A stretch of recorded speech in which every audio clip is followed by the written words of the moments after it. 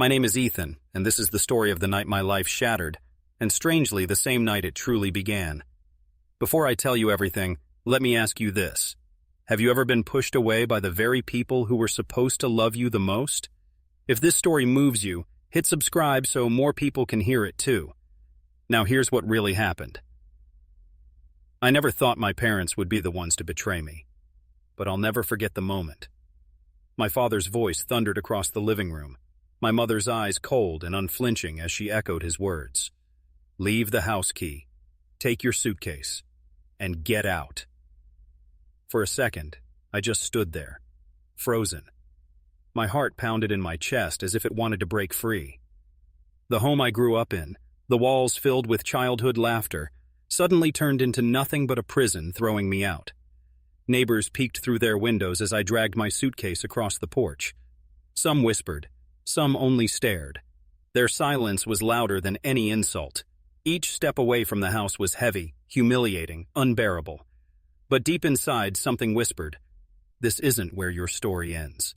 As I walked farther from the house that had just disowned me, my mind drifted back to the beginning, the place where the cracks first showed.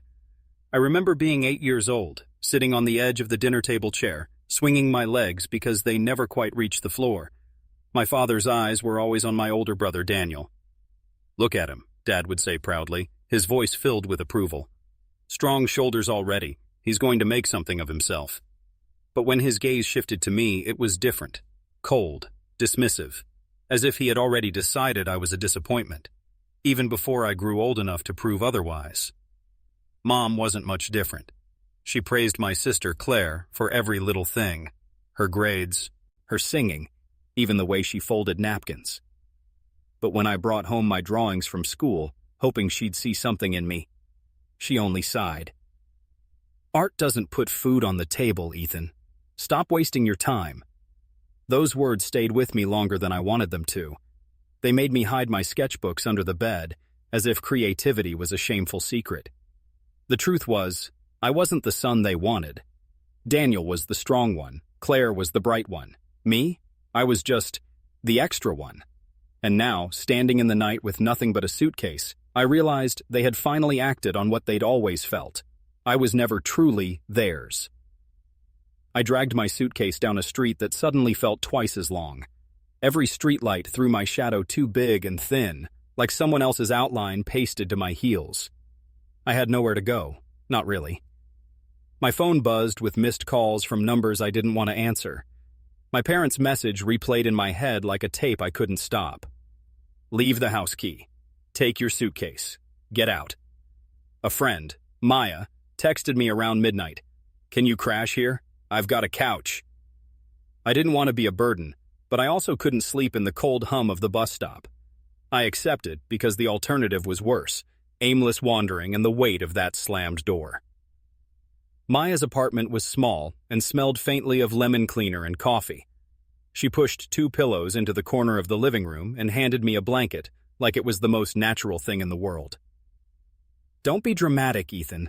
You can stay as long as you need," she said, with the kind of casual warmth I'd longed for when my parents called me disappointing. I sat on that thin couch and felt the springs complain. I hadn't felt them since college dorms, years ago, when life still promised paths, not dead ends.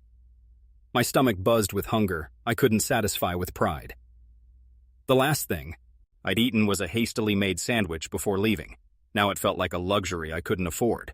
Sleep came and left in jagged breaths.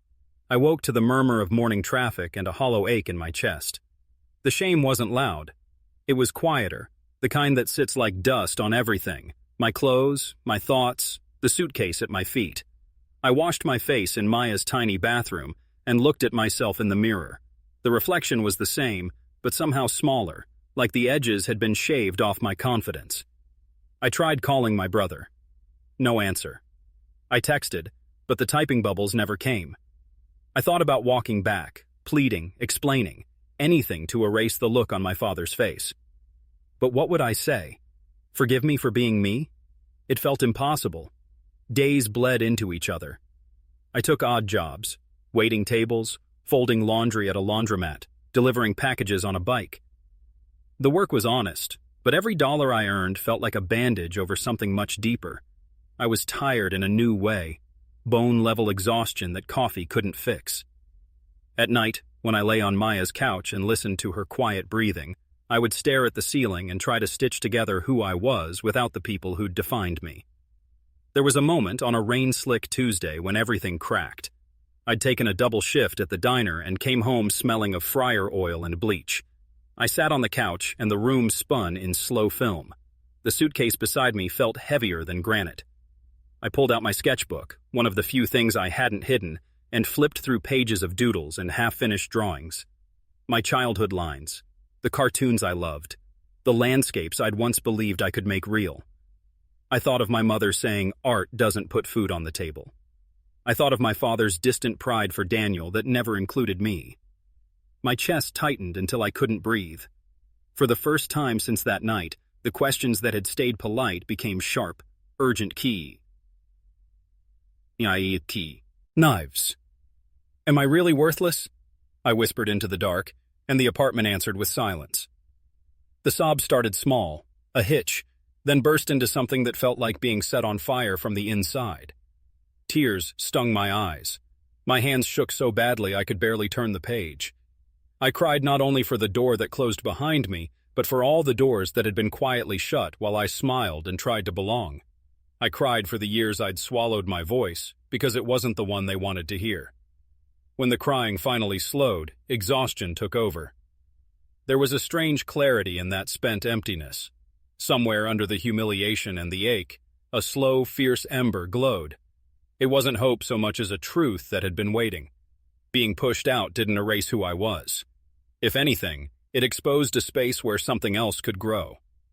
I curled myself around the sketchbook like it was a fragile animal, and, for the first time that week, let myself think, maybe this is where it starts. The morning light slid through the blinds in broken stripes, cutting across my face as I blinked awake on the couch. My sketchbook was still in my arms, its pages crumpled from how tightly I'd held it overnight. I was groggy, heavy, like my body had been carved out of stone. That's when my phone buzzed. Once. Twice. Then again. I groaned, fumbling to grab it from under the blanket. The caller ID lit up across the cracked screen. The bank. I frowned, sitting up. My mind raced. Why would a bank call me? I wasn't late on bills, mostly because I didn't have any worth calling bills. No mortgage, no credit card with a balance big enough to trigger alarm bells. In fact, the last thing I expected was a bank having anything to do with me. For a second, I thought it might be a scam, some telemarketer trying to trick me into giving away the few dollars in my checking account. My thumb hovers, over the red decline button, but something, maybe instinct, maybe sheer curiosity, made me hesitate. The number wasn't random, it was local. It had the name of an actual branch I'd passed by countless times. The buzzing stopped. My chest eased, until it started ringing again, the same number flashing insistently. A knot twisted in my stomach. Suspense built in the silence of the living room. Even the hum of the refrigerator seemed to fade, leaving just the sound of my pulse hammering in my ears. I swallowed, my mouth suddenly dry. Why me? Why now? Finally, with my heart pounding, I pressed the green button and lifted the phone to my ear. Hello? My voice cracked, low and unsure. A pause, then a calm, professional voice on the other end. Good morning. Am I speaking with Mr. Ethan Cole? I froze. Hearing my full name spoken like that, so precise, so official, made the hairs on my arms stand up. Yes, this is Ethan, I said slowly. Who's calling? This is Linda from First National Bank, the voice replied smoothly. We need to confirm some urgent information with you, regarding your account. I sat up straighter, confusion flickering into something sharper, suspense, even fear. My account? I echoed, my heart racing. Because as far as I knew, I didn't have anything worth the urgency of a bank's call. The silence on the line stretched, heavy, like the world itself was holding its breath. Yes, Mr. Cole, Linda continued, her tone crisp but polite. I'm calling to confirm some details on your business account. We've noticed you haven't accessed it in several months, and with new activity posted, we're required to verify everything is in order. I blinked hard, trying to piece her words together. Business account? I think you might have the wrong person, I said, my voice shaky. I don't own a business. You probably mean my father. I stopped myself, the word bitter on my tongue. My father. My parents. The same people who had shoved me out the door less than 48 hours ago. No, sir, Linda interrupted gently, almost as if she was used to this kind of denial. The account is under your name. Sole owner. Ethan Cole. My grip on the phone tightened. That can't be right, I whispered. My throat was dry, but I managed to force out a nervous laugh. I'm broke. I'm sleeping on a couch. I don't even own a car right now. How could I possibly have a business account? Linda's tone didn't waver. Mr. Cole, the records are clear. You are listed as the sole owner of Crestwood Property Holdings. The account has been active for several years. She paused, then added, It's tied to a commercial property downtown. Quite valuable. My head spun. My mouth opened, but no words came. For a long second, all I could hear was the pounding of my heartbeat against my ribs. Me? The owner? The words tumbled out of me like they belonged to someone else. Yes, she said firmly. We simply need you to verify your current address and schedule a time to review the account in person. I slumped back against the couch cushions, the phone pressed to my ear as disbelief swallowed me whole. Just 2 nights ago, I'd been standing in my parents' living room, hearing them spit the words, "Leave the house key, take your suitcase and get out." I'd walked out like nothing, like no one. And now, this, owner. The word didn't even feel real. It rolled through my mind like thunder, echoing in every corner of the hollow space my parents had carved out in me. For the first time in days, the tears welling in my eyes weren't from pain, but from something else, something I couldn't yet name. Not hope, not yet, but maybe the start of it. That night, sleep refused to come. I lay on the worn-out couch, staring at the ceiling, replaying every single word from the bank call. Owner, sole owner, property holdings. The phrases rattled around in my skull like loose marbles. It made sense, until memories I had buried long ago started bubbling up. My grandmother. Sweet old Grandma May. She was the only one who ever looked at me without judgment. The only one who ever told me I was special, even when my parents laughed it off. I remembered sitting at her kitchen table as a kid, the smell of her fresh-baked biscuits filling the air. "You've got more in you than anyone realizes, Ethan," she used to say, her hand warm over mine. "One day, when the world turns its back on you, you'll find out just how much you're worth." Back then, I thought she was just comforting me. But now, her words sounded less like comfort and more like prophecy. I closed my eyes and pictured the day of her funeral. My parents had looked annoyed, more than sad. I'd overheard whispers about her estate, but nothing ever came of it, or so I thought. Unless the realization struck like lightning. She must have left everything to me. Not to her son, not to her daughter-in-law, to me, and my parents. Either they had no idea, or worse, they knew and tried to bury it. Maybe they assumed I'd never find out, never claim it. But fate had a cruel sense of timing. They had shoved me out the door, convinced I was worthless. And in doing so, they had kicked out not a failure, but the true heir, the rightful owner. I sat up slowly, my chest rising and falling with uneven breaths. A bitter smile tugged at my lips, one I didn't even recognize on my own face. "They kicked me out," I whispered to the empty room. Without knowing, I was the one who owned it all. The loneliness that had eaten at me for days began to shift into something else, something sharper. Not quite joy, not yet triumph, but power. For the first time in my life, I wasn't the broken one. I was the one holding the secret that could change everything. The next morning, I woke up with a pounding heart and a fire in my chest I hadn't felt before. Fear still lingered, but it wasn't the kind that paralyzed me anymore. It was the kind that pushed me forward. I couldn't rely on phone calls. I needed to see it with my own eyes. The bank's glass doors loomed in front of me like the gates to another world. My palms were sweaty as I walked in, suitcase still at my side, as if it had become part of me.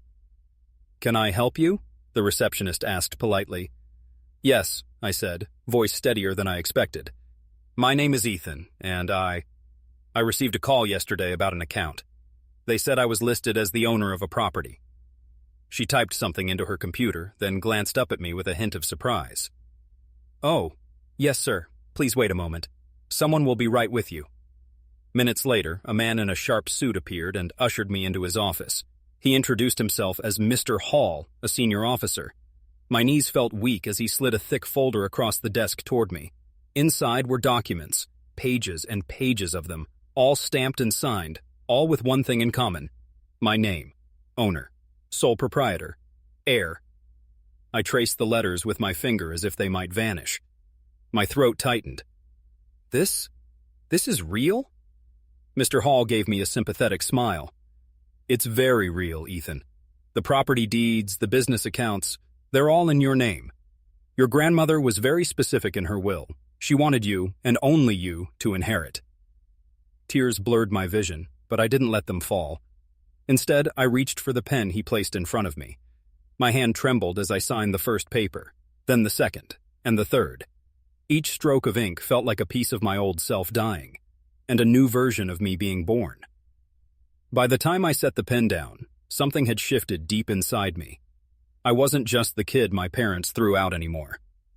I was the owner, the one in control. The first step into power had been taken, and there was no turning back. For the first time in my life, I wasn't carrying my suitcase like a badge of shame. I walked into a leasing office with my head held high and signed for my own apartment.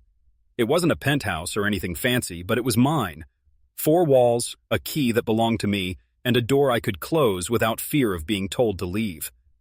The first night I slept there, I lay awake staring at the ceiling, my chest rising and falling with something I hadn't felt in weeks: peace. The next morning, I stood in front of a mirror in a small clothing store. My old clothes hung off me like reminders of rejection. I tried on a crisp shirt, something I never would have dared before. When I buttoned it up, it felt like armor. Then came proper shoes, a blazer. For once, I didn't look like the outcast my parents had painted me to be. I looked like someone who belonged. As days turned into weeks, I found myself changing in ways that went beyond the surface. I was eating better, walking taller, even smiling at strangers. At night, I'd sit by the window of my apartment, the city lights reflecting in the glass, and whisper to myself, "They said I was nothing. They said I didn't matter. But look at me now. I own more than they could ever dream of. And this is just the beginning." The pain of rejection hadn't vanished, but it had transformed into fuel. A fire burned inside me now, one that whispered, "Rise higher. Prove them wrong. Show them who you really are." And for the first time, I believed I could. It didn't take long before the whispers began to spread. In small towns, secrets don't stay hidden, and even in the city, gossip has a way of traveling faster than truth. One evening, as I was reviewing documents in my new apartment, my phone buzzed with a message from an old neighbor. "Your parents look like they've seen a ghost. They just found out about the property in your name." I froze, rereading the words.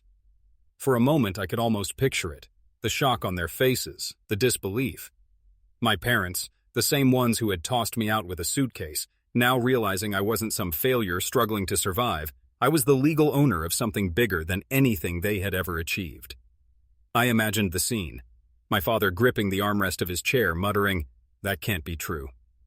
My mother pacing, her voice sharp with panic. "How could this happen? How could we not know?" And then, the inevitable. My phone rang. Their number lit up the screen. For the first time in weeks, I didn't feel small when I saw their names. I didn't feel the sting of their rejection. Instead, I felt power. I let the call ring. Once, twice, 3 times.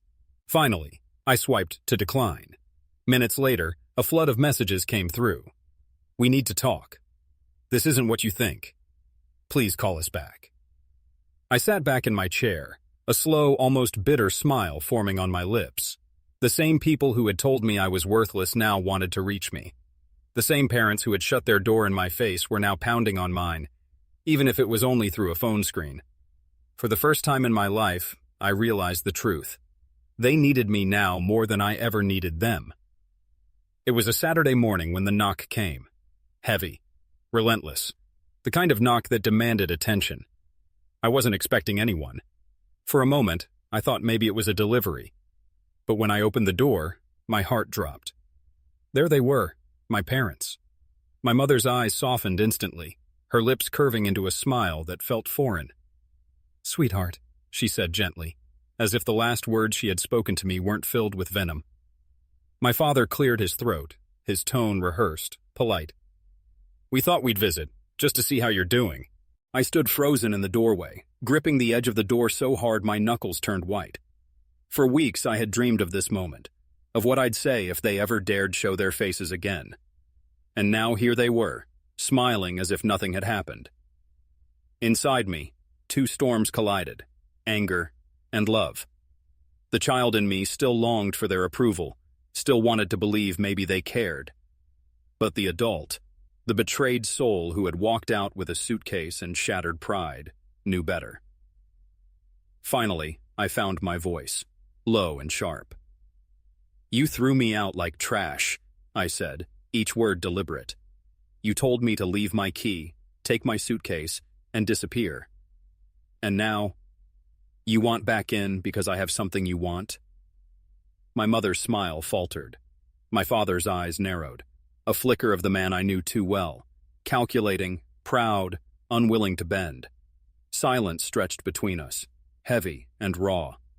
For the first time in my life, I didn't feel like the powerless child standing before them. I felt like someone who had survived, who had risen, someone who finally had the choice, let them in or shut the door for good.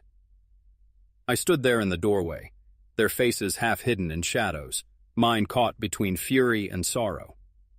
My parents had always been my compass, but somewhere along the way, that compass had broken, shattering into pieces sharp enough to cut me every time I reached for love. And now, here they were, smiling, pretending. Inside me, a war raged. Revenge whispered in my ear like a sweet, dangerous song. They threw you out. They made you feel worthless. Let them feel the same emptiness. Let them beg. I could almost taste the justice, sharp and satisfying. But another voice, softer, steadier, rose up too. Forgiveness. Not for them, but for me. For the child inside me who had cried into a pillow, wondering why they weren't enough. For the young adult who had walked out that door, humiliated but still breathing. Forgiveness would be proof that I was no longer chained to their cruelty. I looked at them, my parents who suddenly seemed so small, so fragile. My mother clutching her purse like a lifeline. My father, once proud and unbending, shifting uncomfortably as if the ground beneath him no longer felt solid. For the first time, I held the power. Would I crush them with it, or release myself from their hold altogether? I realized then that this wasn't just a choice about them. It was about who I wanted to become. I drew a slow breath, steadying the storm inside me. My parents were waiting, expecting me to bend, to fall back into the child who always wanted their approval. But that child was gone. I lifted my chin, my voice calm yet unshakable. "You threw me out with nothing. You made me believe I was worthless. But look at me now. I don't need your approval anymore." Their eyes flickered, guilt flashing and then quickly buried under pride. My father opened his mouth to speak, but I raised my hand, stopping him. "This time," I said, every word sharp as glass, "I decide who enters my life, and the key is mine now." The silence that followed was heavy, final. For the first time, I wasn't standing outside their door begging to be let in. I was the one holding the door, deciding whether it would ever open again. And in that moment, I chose dignity. I chose me. The first morning in my new apartment felt like stepping into another lifetime. Sunlight streamed through wide windows, painting the walls golden. For once, I wasn't waking up in fear of being scolded, judged, or dismissed. This space was mine, every corner of it. The bank meetings were no longer intimidating. They were empowering. The business that had once felt too big for me was now a challenge I embraced. I studied, I listened, and I grew. Slowly, I transformed from the abandoned child into a capable owner. But what mattered most wasn't the wealth or the title, it was the people I surrounded myself with. Friends who had stood by me when I had nothing now sat at my table, laughing, eating, filling my home with warmth I had never known in my parents' house. Hope replaced the emptiness inside me. Pride replaced the shame they had planted in me.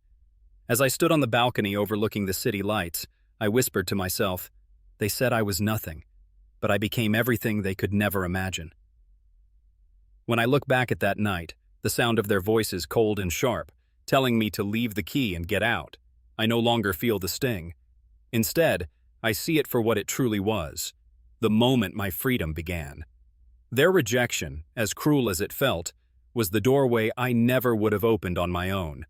It pushed me into a life that was waiting for me, a life where I was not just surviving, but thriving. I realize now that sometimes the very people who turn their backs on us are unknowingly setting us free. What I thought was the end of everything was actually the beginning of me. To anyone listening, I want to say this. Sometimes rejection is redirection. Trust that life is guiding you somewhere better, even if it hurts at first. I want to leave you with one last thought. What would you do if your own parents pushed you out, told you to leave the key behind, and shut the door on you? Let me know in the comments. I want to hear your story, your feelings, your truth. And if this journey touched your heart, don't forget to hit subscribe. Because every story I share here is meant to remind you that even in the darkest moments, there's always light waiting on the other side.